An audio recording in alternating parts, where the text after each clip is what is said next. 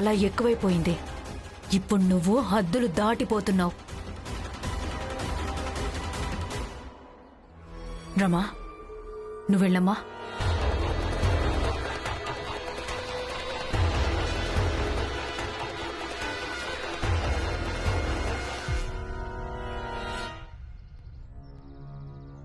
ప్రచండదేవ్ గారు, ఆ భీమరావు స్టేషన్కి వెళ్ళాడు ఇన్స్పెక్టర్ గారితో ఎఫ్ఐఆర్ రాయించడానికి. అప్పుడు ఇన్స్పెక్టర్ గారు ఏమన్నారో ఆలోచించండి. ఇన్స్పెక్టర్ గారు ఏమన్నారంటే, ఒకవేళ ఎఫ్ఐఆర్ రాయించినా కూడా అయినా ఒరిగేదే ఉంటదని. స్టేషన్కి వెళ్తే వాడికి ఎలాంటి గతి పట్టింది. ఆ భీమరావు ఒక మూర్ఖుడు, చాలా పెద్ద మూర్ఖుడు. వాడికి అసలు తెలీదు చట్టం కూడా వాడికి సహకరించదు అని. కానీ ఆ భీమ్రావును కేవలం చట్టపరంగా మాత్రమే కాదు, వాణ్ణి సామాజిక పరంగా కూడా ఓడించాల్సి ఉంటుంది. వాడికి ఎలాంటి గతి పట్టించాలంటే, ప్రతి 4 కూడలలో, ప్రతి వీధుల్లోనూ ప్రతి ఒక్కరూ ఆ భీమ్రావును ఏమనాలంటే, వాడొక చనిపోయిన వ్యక్తికి న్యాయం జరిపించడం కోసం ఒక పిల్లాడి ప్రాణాలు తీయాలనుకుంటున్నాడని. ఇక ఇది విని విని ఆ భీమ్రావు తలకు పట్టిన న్యాయం అనే దయ్యం వదిలిపోతుంది.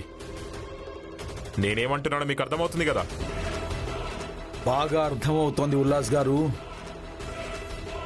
చాలా బాగా. నరోత్తం, నువ్వు ఒక పని చెయ్యి. ఉల్లాస్ గారు ఏం చెప్తున్నారో సరిగ్గా అలాగే చెయ్యి. త్వరగా వెళ్ళి నువ్వు జనాలతో మాట్లాడు.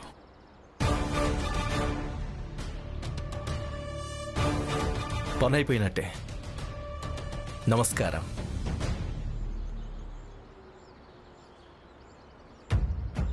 సామాజిక బహిష్కరణ బాగుంది. బాలా, నువ్వు అందరితో మాట్లాడు, ఎవరి సహాయమైనా తీసుకో. కానీ దీపక్ను పూర్తిగా క్షేమంగా వెనక్కి తీసుకురావాలి.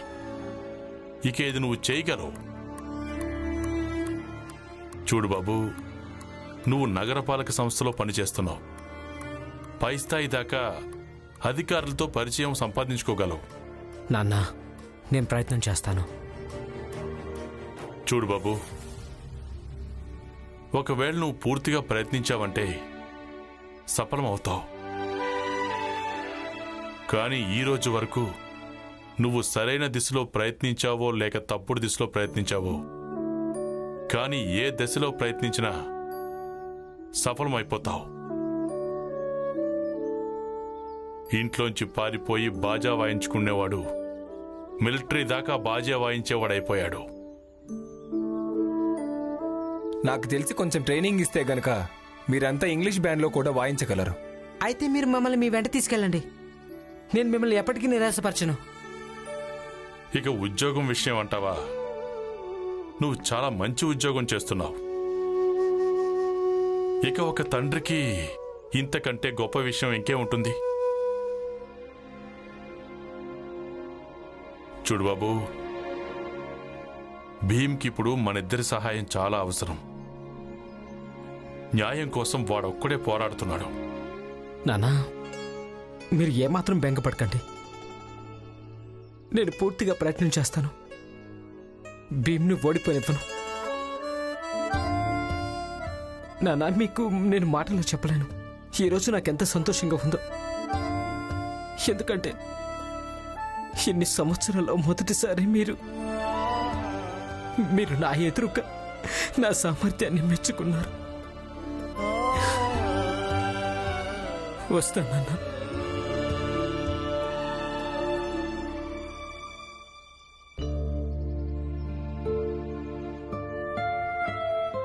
బాలా, నేను నా జీవితంలో నిన్నెప్పుడూ అర్థం చేసుకోలేకపోయాను.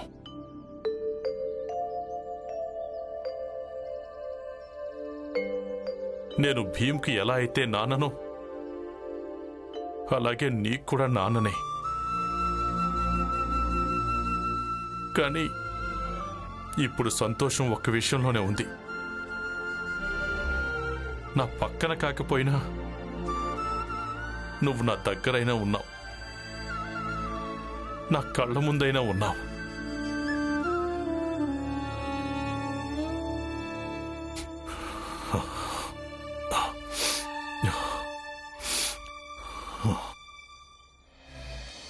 భీమరావు, ఈ ఇన్స్పెక్టర్ అయితే ఏమీ చేయలేడు. ఇక నేను కోర్టు ద్వారా పోలీస్ డిపార్ట్మెంట్కు దీపక్ను వెతకమని ఆర్డర్ ఇప్పించినా కూడా దానికి 2-3 రోజులైనా పడుతుంది. అయితే మన దగ్గర కేవలం రేపు సాయంత్రం వరకే సమయం ఉంది. మరి దీనికి ఉపాయం ఏంటి సార్? మనమే ప్రయత్నం చేయాల్సి ఉంటుంది. భీమరావు, పంతం వదిలేయి. ఒక చనిపోయిన వ్యక్తి కోసమని పిల్లాడి ప్రాణాలు తీసుకుంటావా? అసలు మీరెవరు? దీపక్ అంత వయసున్న కొడుక్కి తండ్రిని నేను.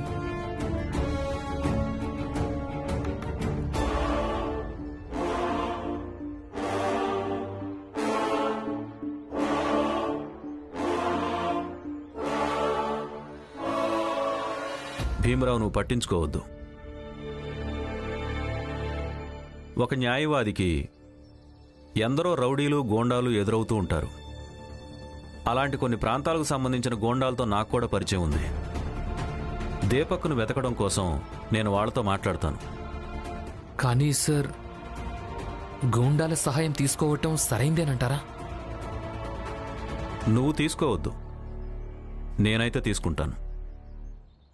కానీ భీమరావ్, భీమరావ్, ఒక చనిపోయిన వ్యక్తి న్యాయం కోసమని పిల్లాడి ప్రాణాలు తీసుకుంటావా? మీరెవరు? దీపక్ అంత వయసున్న కొడుకే ఉన్నాడు నాకు. ఏమండి? పంతం వదిలేయి. ఒక చనిపోయిన వ్యక్తి కోసమని పిల్లాడి ప్రాణాలు తీసుకుంటావా? చనిపోయిన వ్యక్తికి న్యాయం కోసమని పిల్లాడి ప్రాణాలు తీసుకుంటావా? దీపక్ అంత వయసున్న కొడుక్కి తండ్రిని నేను. దీపక్ అంత వయసున్న కొడుకే ఉన్నాడు నాకు. పంతం వదిలేయి. చనిపోయిన వ్యక్తికి న్యాయం కోసమని పిల్లాడి ప్రాణాలు తీసుకుంటావా?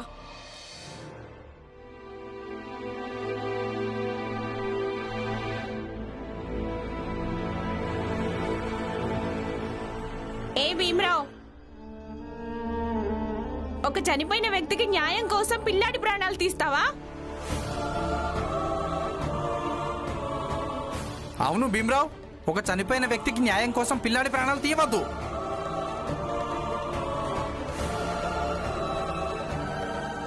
అవును భీమరావు, ఒక చనిపోయిన వ్యక్తికి న్యాయం కోసం ఒక పిల్లాడి ప్రాణాలు తీయొద్దు. ఒక చనిపోయిన వ్యక్తికి న్యాయం కోసం ఒక పిల్లాడి ప్రాణాలు తీయొద్దు. ఒక చనిపోయిన వ్యక్తికి న్యాయం కోసం ఒక పిల్లాడి ప్రాణాలు తీయొద్దు. అవును భీమరావు, చనిపోయిన వ్యక్తికి న్యాయం కోసం ఒక పిల్లాడి ప్రాణాలు తీయొద్దు. అవును భీమరావు, ఒక చనిపోయిన వ్యక్తికి న్యాయం కోసం ఒక పిల్లాడి ప్రాణాలు తీయొద్దు. అవును భీమరావు, ఒక చనిపోయిన వ్యక్తికి న్యాయం కోసం ఒక పిల్లాడి ప్రాణాలు తీయొద్దు. అవును పిల్లాడి ప్రాణాలు తీయొద్దు. అవును భీమరావు, చనిపోయిన వ్యక్తికి న్యాయం కోసం ఒక పిల్లాడి ప్రాణాలు తీయొద్దు. అవును భీమరావు, ఒక చనిపోయిన వ్యక్తికి న్యాయం కోసం ఒక పిల్లాడి ప్రాణాలు తీయొద్దు.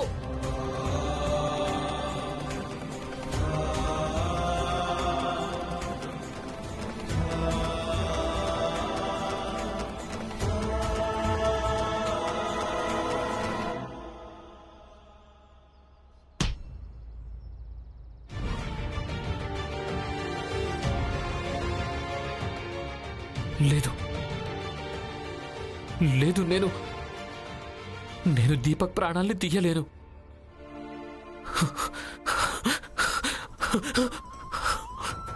రమా, నేను దీపక్ హంతకుని కాలేను రమా. నేను దీపక్ హంతకుని కావాలనుకోవటం లేదు రమా. లేదు, దీపక్ ఏమి కాదు. మీరేం కంగారు పడకండి, తనకేమీ కాదు. నేనేం చెయ్యలేదు రమా. నేను హంతకుని కావాలనుకోవటం లేదు. నాకు హంతకుని కావాలని లేదు. బాధపడకండి. ఎంత అద్భుతమైన దృశ్యమో, చాలా బాగుంది.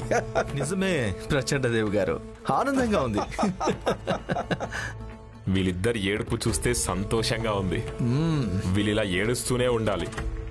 ఎప్పటి వరకంటే ఆ భువన్ అంతకుని వెతికి తనకు శిక్ష వేయించాలన్న దయ్యం వదలనంత వరకు. అప్పటి వరకు వాళ్ళిద్దరూ అలాగే ఏడుస్తూ ఉండాలి. చూడండి, మీరిప్పుడు ఇంటికి పదండి. పదండి. ఈ సమాజం మొత్తం నన్ను హంతకుడు అంటోంది రమా. నేనెవరి హంతకుని కాదు. నేనేమీ చేయలేదు. నాకు దీపక్ హంతకుని అవ్వాలని లేదు రమా. అలాంటిదేమీ లేదు. అయినా ఎవరో నలుగురు మిమ్మల్ని హంతకుడు అనగానే మీరు అలా ఏం కారు. లేదు లేదు,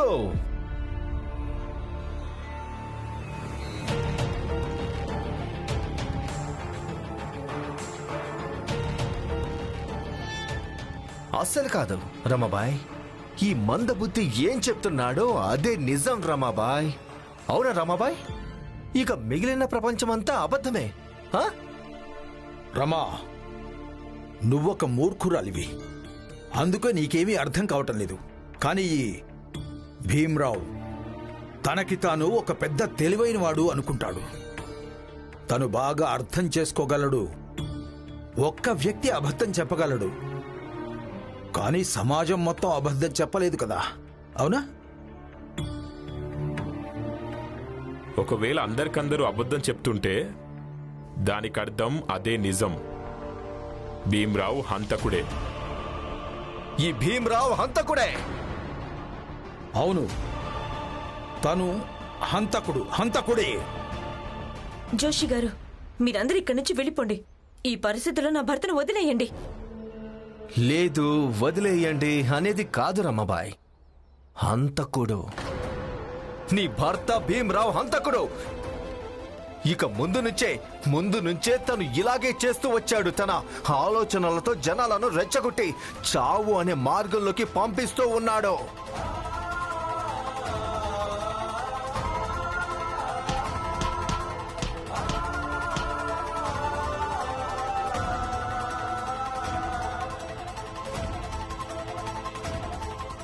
వైభవ్, వైభవ్,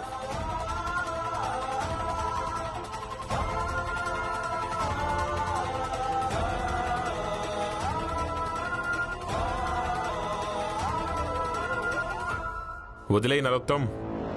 ఈ భీమ్రావ్ హంతకుడు అనేది ఎంత చేసినా తను నిరాకరించలేనిదే. మనమంతా ఇక్కడి నుంచి వెళ్ళిపోదాం. భీమ్రావ్, ఇప్పుడు ఒక అమాయకుడి హత్య నీ నెత్తి మీద పడుతుంది. నువ్వు హంతకుడివి నువ్వు. నేను పదండి. నేను నేను నేను హంతకుని కాదు. నేను దీపక్ ప్రాణాల్ని పోనివ్వలేను. నేను హంతకుని కాదు రమా. ముందు మీరు ఊరుకోండి. దీపక్ ఏమీ కాదు.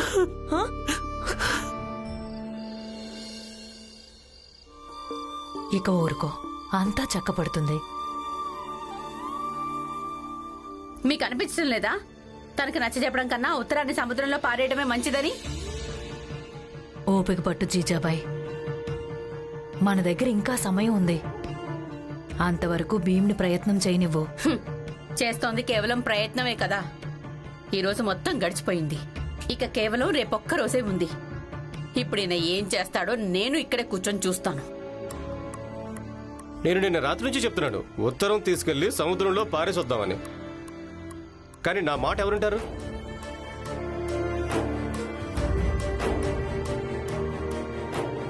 పిన్ని, మీరు పదండి, లేవండి, మనం సముద్ర తీరానికి వెళ్దాం. పదండి. వద్దు రమా, నువ్వు చెప్పడం వల్ల కాదు. భీమ్రావ్ ఎలా చెప్తే అలాగే చేద్దాం. ఏం చెప్తాడో అలాగే చేద్దాం. అయితే ఇక కేవలం నువ్వు నీ కొడుకు చనిపోయిన కబురు వచ్చేదాకా ఎదురు చూడమే. ఎందుకంటే ఈ భీమ్రావుకు ఏమీ చేత కాదు. భీమ్రావు, ఈ ఇన్స్పెక్టర్ అయితే ఏం చేయలేడు. ఇక మన దగ్గర కేవలం రేపు సాయంత్రం వరకే సమయం ఉంది. మరి దీనికి ఉపాయం ఏంటి సార్? ఒక న్యాయవాదికి ఎందరో రౌడీలు గోండాలు ఎదురవుతూ ఉంటారు. అలాంటి కొన్ని ప్రాంతాల గోండాలతో నాకు కూడా పరిచయం ఉంది. దీపక్ను వెతకడం కోసం నేను వాళ్ళతో మాట్లాడతాను. పిన్ని,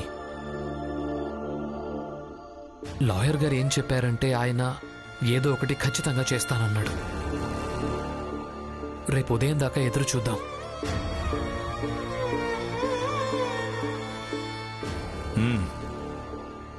భీమ్ చెప్పింది నిజమే. రేపు ఉదయం దాకా ఎదురు చూద్దాం. అలాగే బాలా కూడా చెప్పాడు, వాడి ప్రయత్నం వాడు చేస్తానన్నాడు. భీమ్ ఎలాగో ప్రయత్నం చేస్తున్నాడు. సరే, రేపు ఉదయం దాకా ఎదురు చూద్దాం.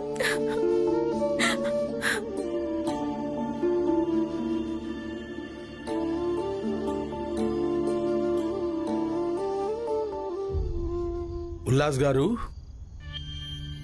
ఈ భీమ్రావ్ అసలు ఏం మనిషో ఏమో తెలియటం లేదు. వాడు అన్నీ విన్నాడు కానీ ఒక్కసారి కూడా దీపక్ వాళ్ళ అమ్మతో ఈ మాట చెప్పనేలేదు. అది సరే, ఏముందో అది మీరే తీసుకోండి అని. ఆ భీమరావు ఎదురు చూడని చూద్దాం రేపటికల్లా ఏం చేస్తాడో. మీరన్నది నిజమే. పదండి వెళ్దాం. అయ్యగారు, ప్రచండదేవ్ గారు, అది మీ చోట్లన్నిటి మీద సోదాలు చేస్తున్నారు.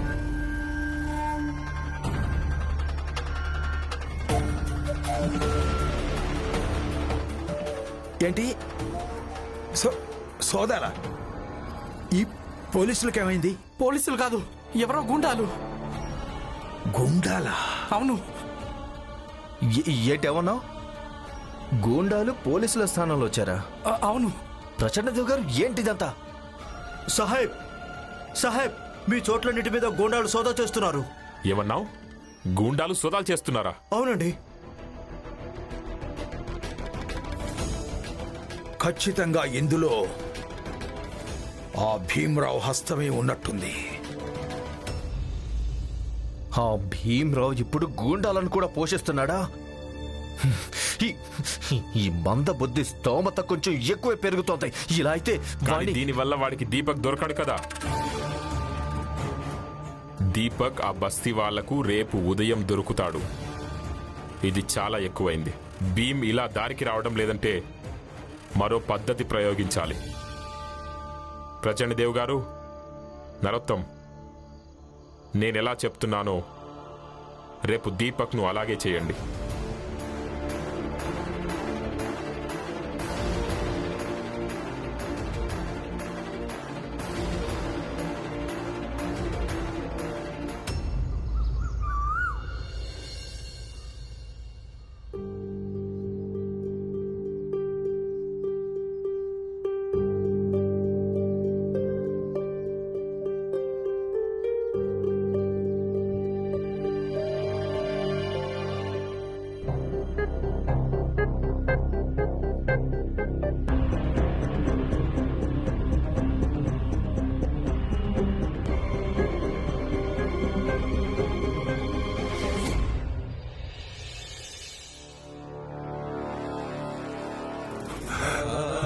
జనార్దన్, జోకు, జనార్దన్, జనార్దన్, జోకు, ఏమైంది? అక్కడ చూడు, చూడు, చూడు, పాడే. అదెవరు పాడే? నాన్న, నాన్న లేవండి.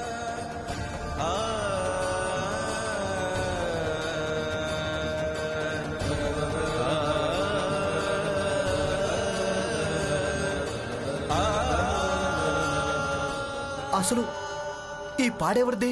కొంపదీసి ఇది దీపక్ పాడే కాదు కదా? మీరేం మాట్లాడుతున్నారు బాబాయ్? దీపక్, దీపక్, దీపక్, దీపక్, దీపక్, నా బాబు దీపక్.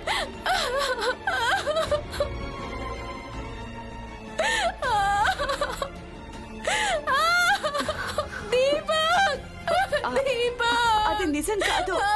అన్నా, బట్ట తీసేనా చూడు, ఎవరి సేవమో.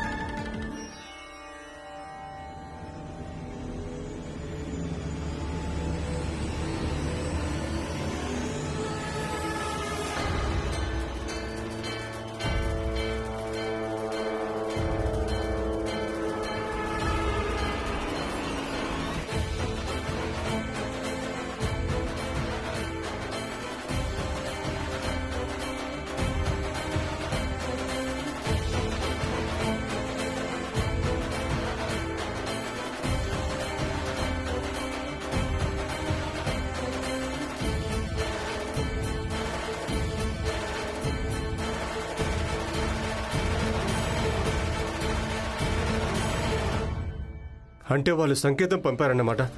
ఒకవేళ గనుక వాళ్ళు చెప్పినట్టుగా వినుకుంటే దీపక్ను కూడా ఈ విధంగానే చేస్తామని. వింటాను. వాళ్ళు చెప్పినట్టే వింటాను.